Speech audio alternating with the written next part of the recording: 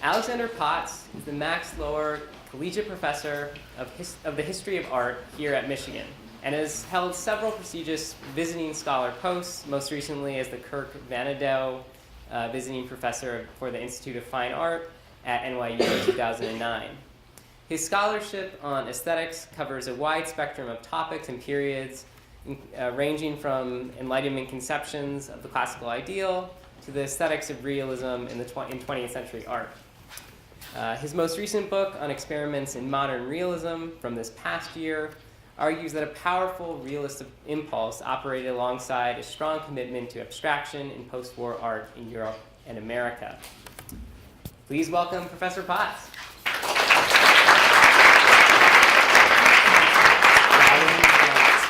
I will do it. Yes.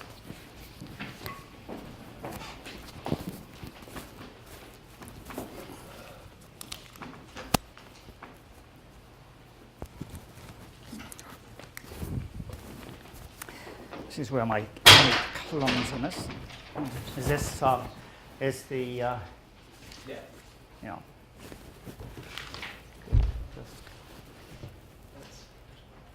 Just there we go. Yeah, good. I think I'll just about be able to read my notes. Good. Great. Well, thanks for this invitation. It was really interesting trying to think about this facade. I'm, as you might suspect, going to do a slightly more visual job than maybe some of the other speakers, so I'll be seeing as much as reading.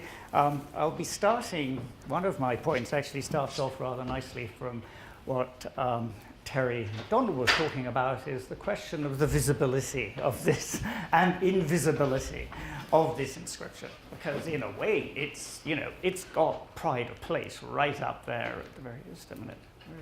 What's happened to this? Is it working? Yeah. Just a minute.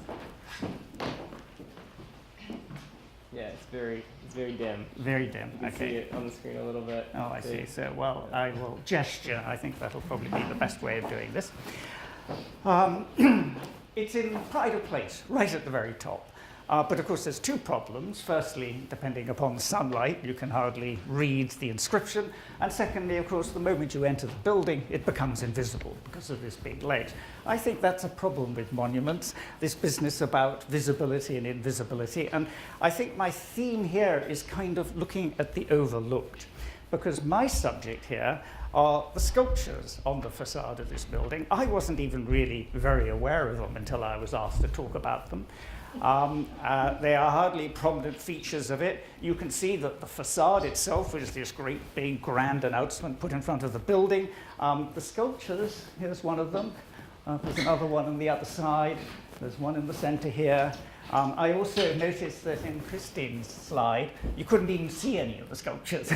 So I think this is, so this sort of fascinates me. Here you've got this very important building with obviously carefully commissioned sculptures on it, classical works to fit in with the facade. But like so much public art and public sculpture, it is completely overlooked. And in this case, it's kind of wonderfully overlooked because it's so tiny that you can hardly see it.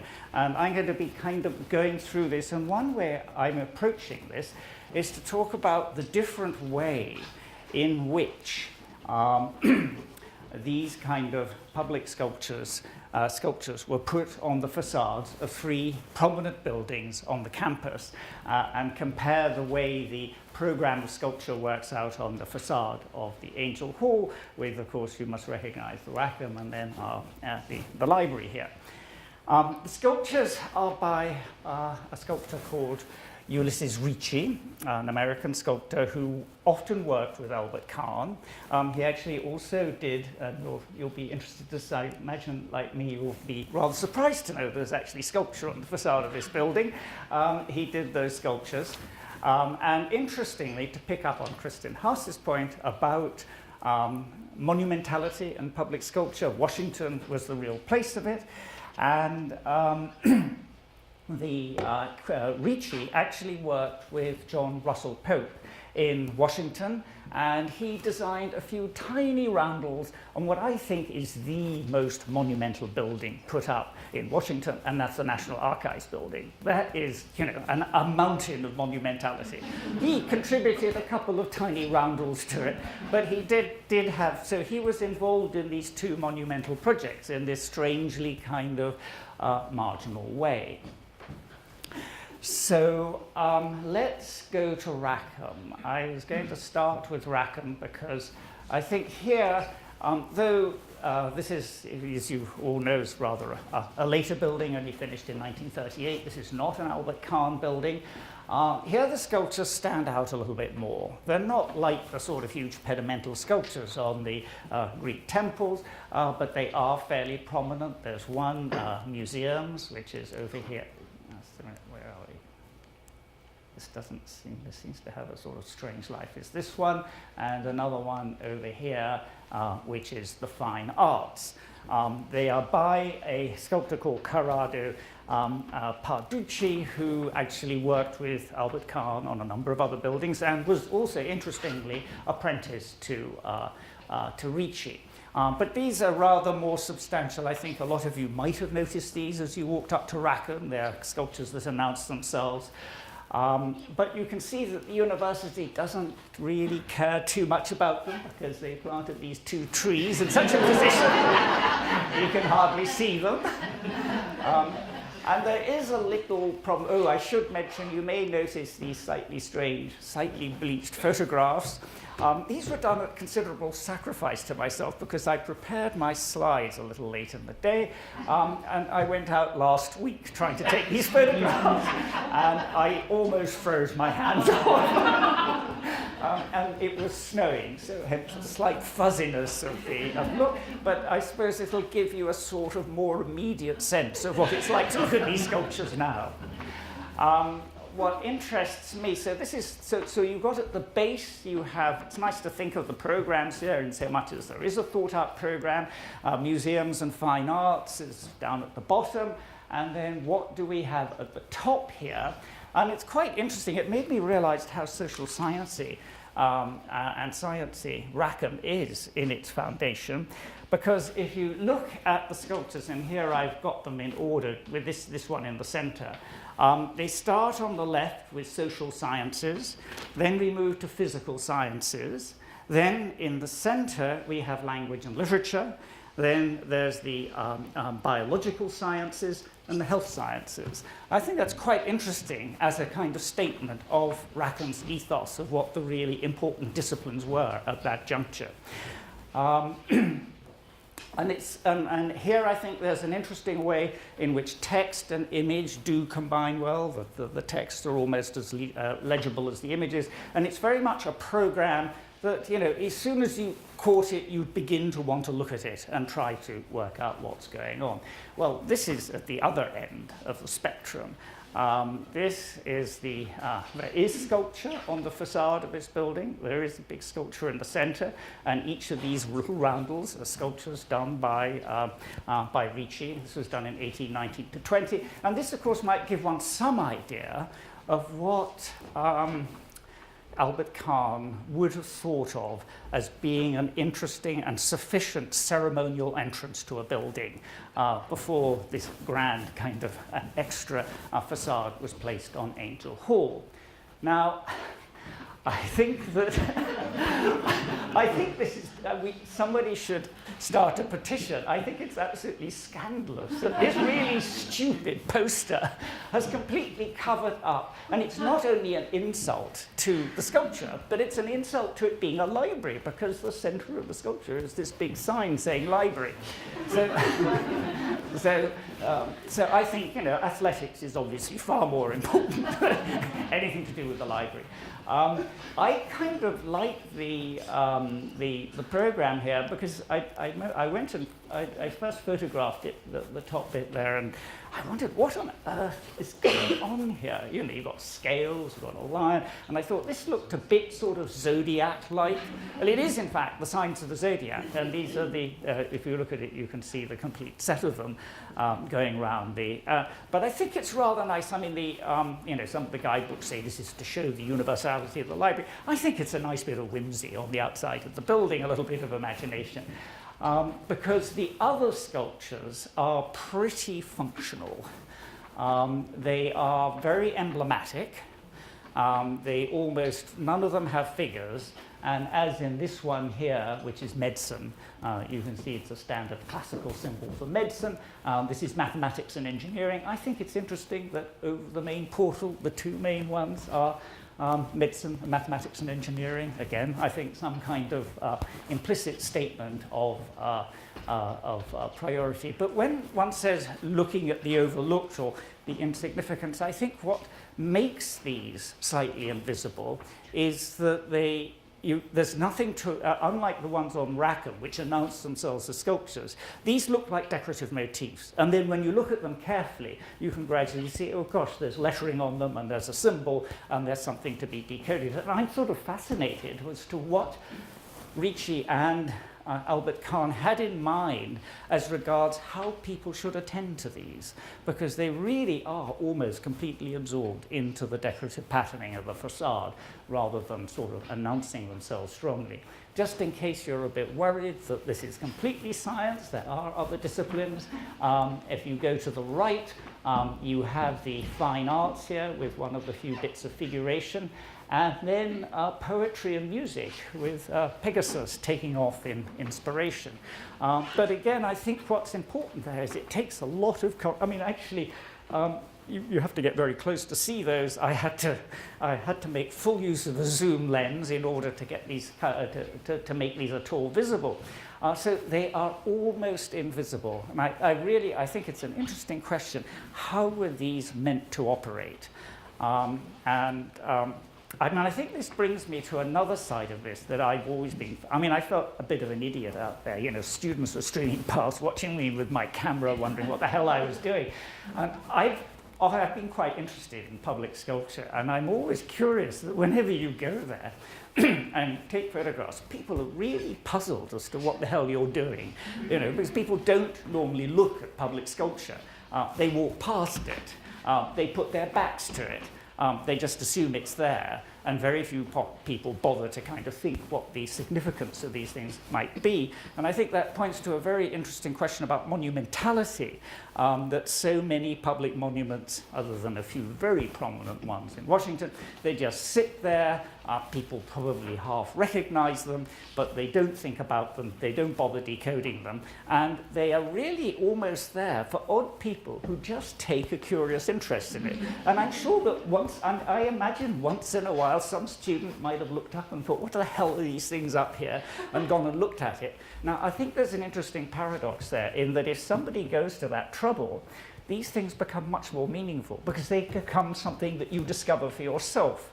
So there's a weird paradox in this status of a lot of public objects, that they are, open and public, and on the other hand, they're so sort of configured that they're things that really only become meaningful if you make some kind of effort at discovery, at picking them out. And I think this is certainly true of the sculptures on the facade of Angel Hall. I may be uncharacteristic. All of you may have spent hours looking at this facade, but I must say I hadn't even thought about these sculptures until I was asked to talk about them. And then I found them really quite fascinating. Well, I think there's an interesting ethos going on up here. Whatever one says about this being sort of way up, a little bit out of sight, this is the symbolic center of it. This is a gateway. It is making a big pronouncement. This ordnance quotation was obviously meant to be pretty prominent. Nobody thought about highlighting the lettering so you could actually read it carefully. And of course, it operates in a very textual mode.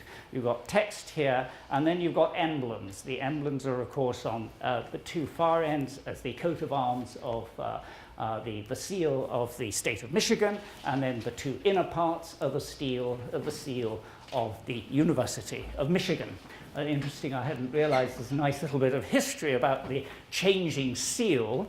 1929, the founding date was changed to 1817, and Terry could probably say more about that.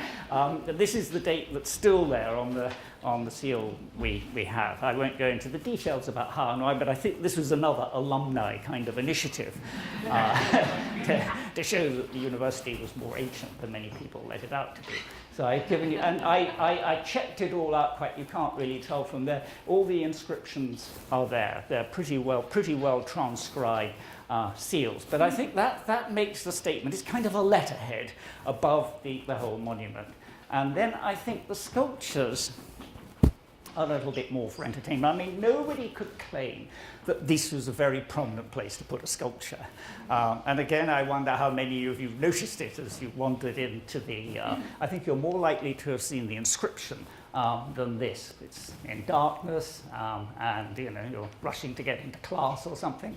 And this, of course, has the university motto, the art, science, and truth. I like the way it's done. And there's a kind of puzzling gendering going on here, which I'm not saying is conscious on the part of the artist. Truth is usually symbolized by a female figure. It's usually a naked female figure. And here we've got the male figure reaching out to the lamp of truth. Artifice, construction, the artificial making, artists. Artist, of course, means much more than just the fine arts or the visual arts. It's the making of anything. And this is the lamp of learning. So you've got the lamp of nature, and this is the lamp of civilization and culture, of learning. And you've got a female figure on that side. And in most sort of allegorical programs, these would be the other way around. I don't know quite how it panned out this way. I don't imagine it's anything like a proto-feminist gesture on the part of Albert Kahn or Ricci. It may have just been a kind of accident of design. But I think it's an interesting kind of complication. And then there are some further sculptures even more obscure. Each of these little roundels has little emblems on them. You've got the Owl of Wisdom here, you have the Lamp of Learning on the left, and a book on the right, a nice simple kind of allegorical representation of the functions of the building. Well, I just want to finish off, oh yes, and at the bottom of the columns, these are probably the only sculptures that most people notice. These are centaurs, and I forgot to get a second view of them. There are two types of centaurs. These are victor centaurs, warrior centaurs with their bows and arrows. The other centaurs, and I really don't know what's going on, are going like this, as if they've seen something horrible, as if they're hiding from something. And you might be able to not see. No, it's too hard to see. But they alternate. So you have the warrior-like centaurs, and then these strange, deeply affected, frightened, disturbed centaurs alternating with one another. Why a centaur? I think it possibly pure classicism. I think it might be, of course, a reference to Chiron, and Chiron as the educator of Achilles, which I imagine would have been on their minds when they were doing it. But you've got to put in a little bit of warriorship there as well. I suppose, well, Chiron taught Achilles how to fight as well as gave him his wisdom.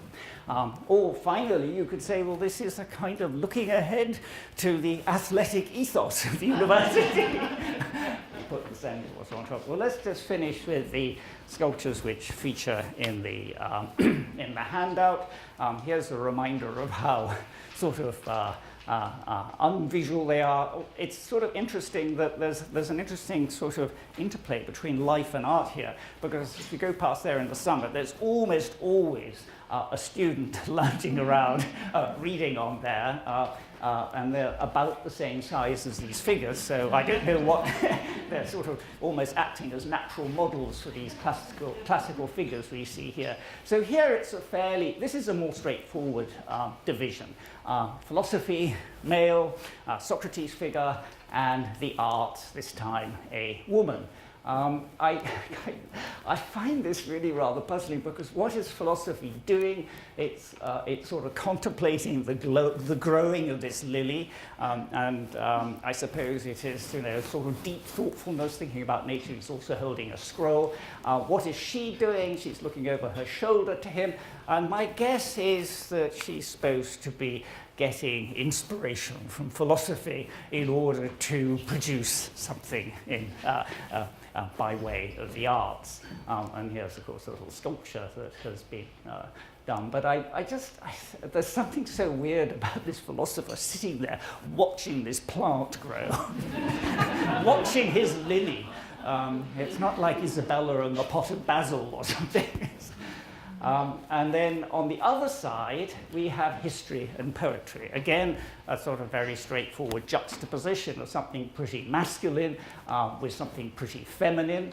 Again, it's sort of interesting to think what history is supposed to be doing. He is contemplating the globe. Interestingly, the globe has nothing marked on it in the way of maps, so it's left open as to, I suppose it wants to create some sense of universality, but of course we have a little bit of martial strength here. And what is poetry doing? Poetry is looking at her lyre and about to take off for inspiration, maybe beginning to chant a poetry, and I think this refers to the sort of standard view of poetry and literature as celebrating the deeds of great men, and she is looking towards history for that.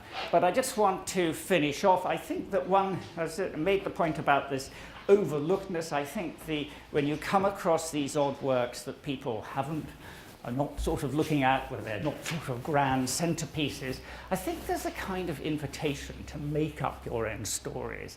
That you can, there's a little bit of pressure taken off the works, that they don't have to immediately signify some totally wholesome, straightforward meaning. And I would like to start thinking, you know, looking at this thing, I just can't help but think that this figure really looks pissed off. And is also slightly androgynous as well, in terms it takes a while to figure out that it's a man rather than a woman. So what kind of story is being told, what this does with the relationship between poetry and history? And I'm not saying that Ricci intended that, but I think these are works which are in that sort of key. They're quiet, contemplative works. They are almost like kind of, you know, little panels in a museum or something that you would inspect and think about and engage in private contemplation over. And I think that therefore, in a way, I'd just like to finish off by saying that their obscurity and their marginality actually then plays as a kind of plus for them in terms of the kind of interest they can arouse. That's it.